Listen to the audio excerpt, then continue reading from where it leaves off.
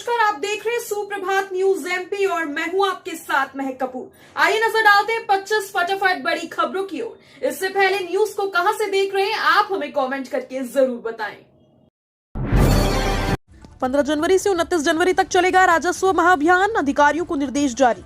पूरे प्रदेश के साथ साथ ग्वालियर में भी राजस्व प्रकरणों के त्वरित निराकरण और राजस्व अभिलेख में इंद्रांश त्रुटियों को ठीक करने के उद्देश्य से राजस्व महाअभियान संचालित किया जाएगा। जिले में राजस्व महाअभियान 15 जनवरी से शुरू होकर 29 फरवरी तक चलेगा। कलेक्टर अक्षय कुमार सिंह ने अभियान की सभी गतिविधियों को प्रभावी ढंग से मूर्त रूप देने के लिए संबंध में विस्तृत निर्देश जारी कर जिले के सभी अनुविभागीय राजस्व अधिकारियों के लिए जारी करे।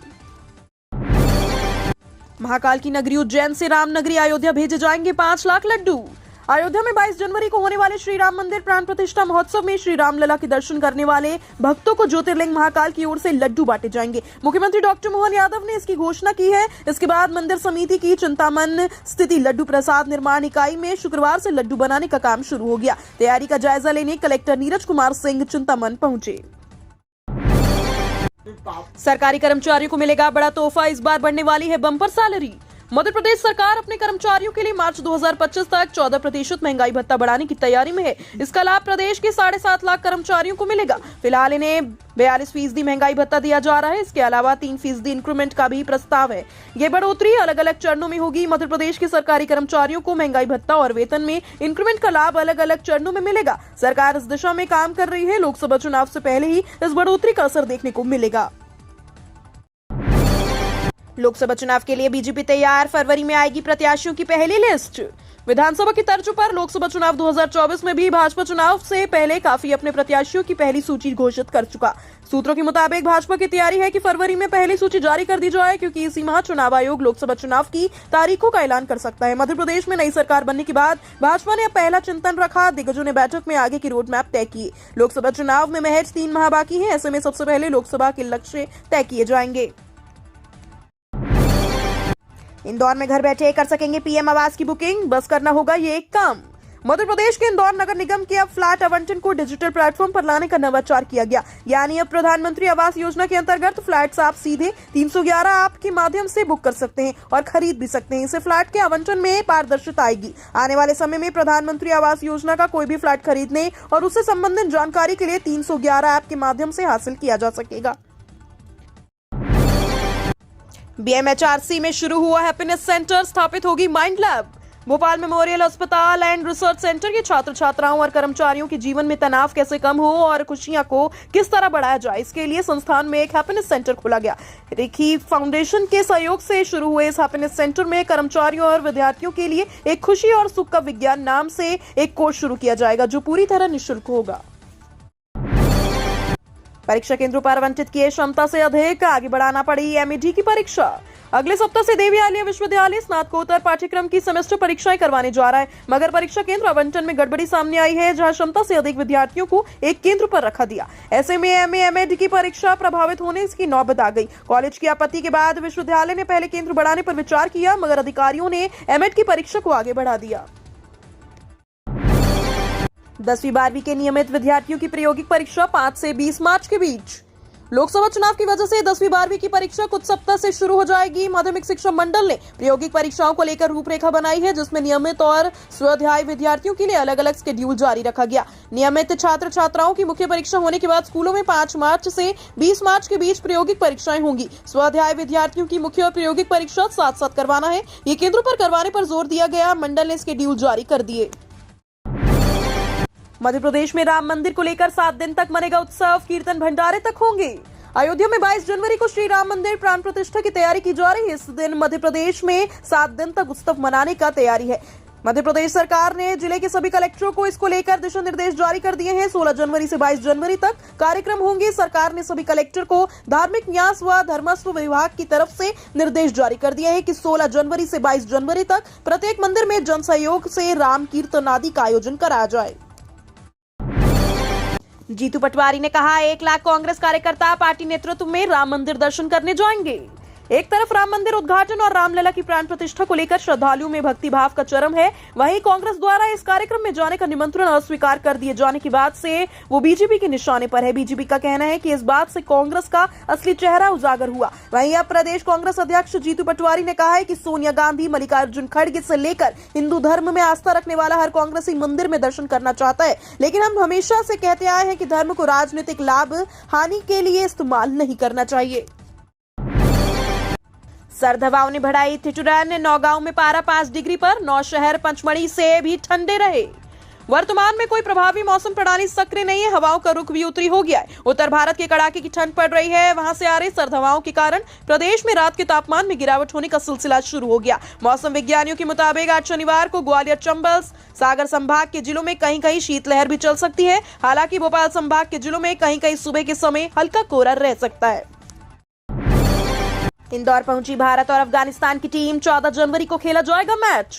शहर के होलकर स्टेडियम में भारत और अफगानिस्तान के बीच 14 जनवरी को T21 मैच खेला जाएगा। इसके लिए दोनों टीमें शुक्रवार शाम को इंदौर एयरपोर्ट पहुंची। यहां से टीम होटल के लिए रवाना हो गई। भारतीय टीम के साथ विराट कोहली नहीं आए। 3 मैचों की वनडे सीरीज का दूसरा मैच 14 जनवरी को इंदौर में खेला जाएगा। इसके लिए दोनों टीमें मोहाली से इंदौर पहुंची। लोकसभा चुनाव को लेकर दिल्ली में कांग्रेस की बैठक आज। लोकसभा चुनाव को लेकर कांग्रेस ने तैयारी तेज कर दी है। शुक्रवार को दिल्ली में कांग्रेस की बड़ी बैठक बुलाई गई। इसमें मध्य प्रदेश के सभी 29 लोकसभा समन्वयकों को बुलाया गया। इसमें लोकसभा चुनाव को लेकर रणनीति बनाई जाएगी। ये बैठक कांग्रेस के राष्ट्रीय अध्यक्ष मल्लिकार्जुन खड़गे, कांग्रेस नेता राहुल गांधी और के.सी. वेणुगोपाल लेंगे। बैठक में लोकसभा चुनाव को लेकर रणनीति बनाई जाएगी। इंदौर से सीखकर गुजरात का सूरत शहर भी बनेगा स्वच्छता में नंबर 1। स्वच्छ सर्वेक्षण 2023 में इंदौर के साथ संयुक्त रूप से सबसे स्वच्छ शहर का पहला स्थान पाने वाले सूरत ने सफाई व्यवस्था इंदौर से ही सीखी।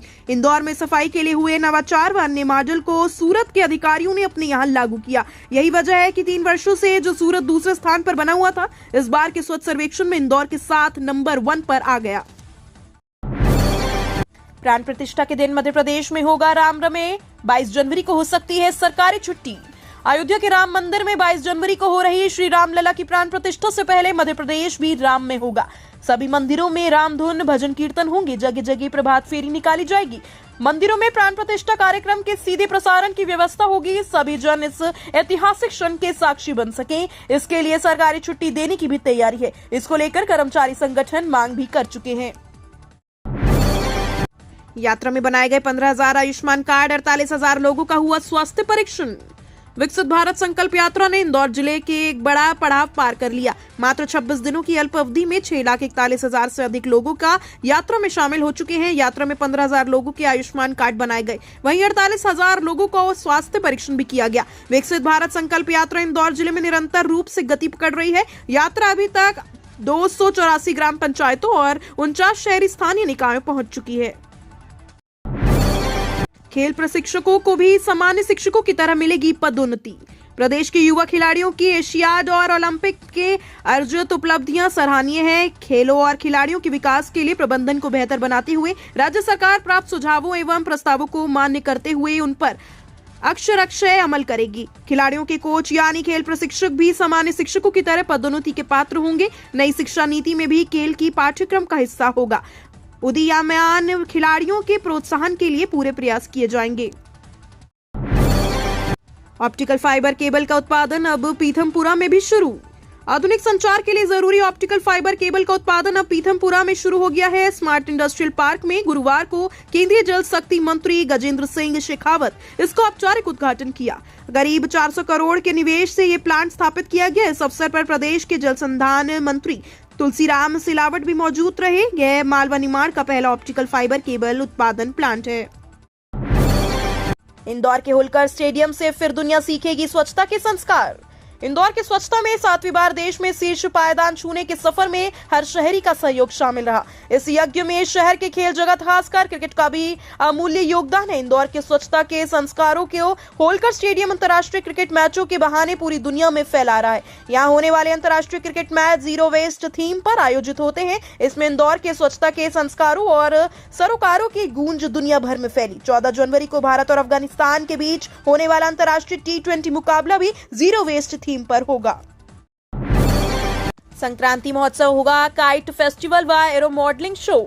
युवा एवं महिला सशक्तिकरण को केंद्र में रखते हुए पारंपरिक त्योहारों के माध्यम से सामाजिक चेतना लाने व हमारे त्योहारों को आधुनिक विज्ञान से जोड़ते हुए भोपाल में 2 दिवसीय सांस्कृतिक कार्यक्रमों का आयोजन जिला पुरातत्व पर्यटन एवं संस्कृति परिषद भोपाल एवं पर्यटन विभाग, खेल एवं युवा कल्याण विभाग के सहयोग से किया जाएगा। इसकी तैयारियों को लेकर कलेक्टर सभागृह में जिला प्रशासन एवं जिला पुरातत्व पर्यटन एवं संस्कृति परिषद के अधिकारियों के साथ की गई बैठक में कलेक्टर कौशलेंद्र विक्रम सिंह ने आवश्यक निर्देश दिए।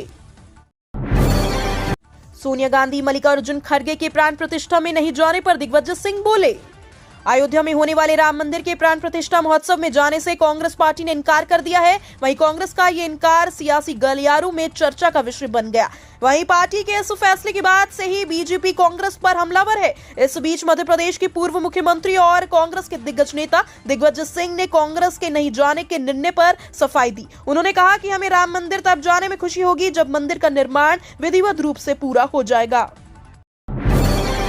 बोहरा समाज के व्यापार कौशल ने सभी को अचंभित किया। पीएम मोदी भी करते हैं तारीफ। मध्य प्रदेश की आर्थिक राजधानी इंदौर में सैफी बुरहानी एक्सपो 2024 के 3रे एडिशन की शुरुआत हुई। बोहरा समाज के बिजनेस डेवलपमेंट डिपार्टमेंट तिजारत रावबाहा द्वारा आयोजित इस एक्सपो में food zone, home products, electronic items एवं क्लोथिंग जैसे कई सारे व्यापारों के बारे में जानकारी देने के लिए 170 से ज्यादा स्टॉल लगाए गए।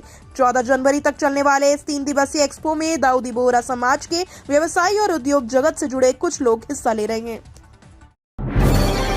उज्जैन में मोहन यादव सरकार कैबिनेट बैठक, हो सकते हैं अहम फैसले। मध्य प्रदेश की डॉक्टर मोहन यादव सरकार की कैबिनेट की 3री बैठक धार्मिक नगरी उज्जैन में हो सकती है। इसे लेकर तैयारियां शुरू हो गई। उज्जैन में प्रमुख सचिव स्तर के अधिकारियों द्वारा लगातार विजिट किया जा रहा है। इसके अलावा बैठक में होने वाले महत्वपूर्ण फैसलों को लेकर एजेंडा भी तैयार हो रहा है। मुख्यमंत्री डॉक्टर मोहन यादव ने शपथ ग्रहण करने के बाद यह ऐलान किया था कि मध्य प्रदेश के सभी शहरों में कैबिनेट की बैठक की जाएगी। लापरवाही बरतने पर इंदौर कलेक्टर का एक्शन।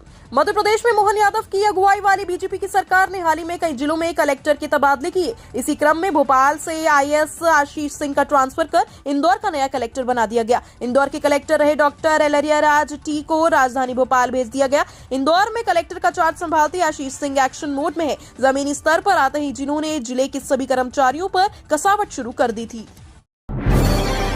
पीएम मोदी ने नासिक में श्री कालराम मंदिर में पोछा लगाकर दिया स्वच्छता का संदेश।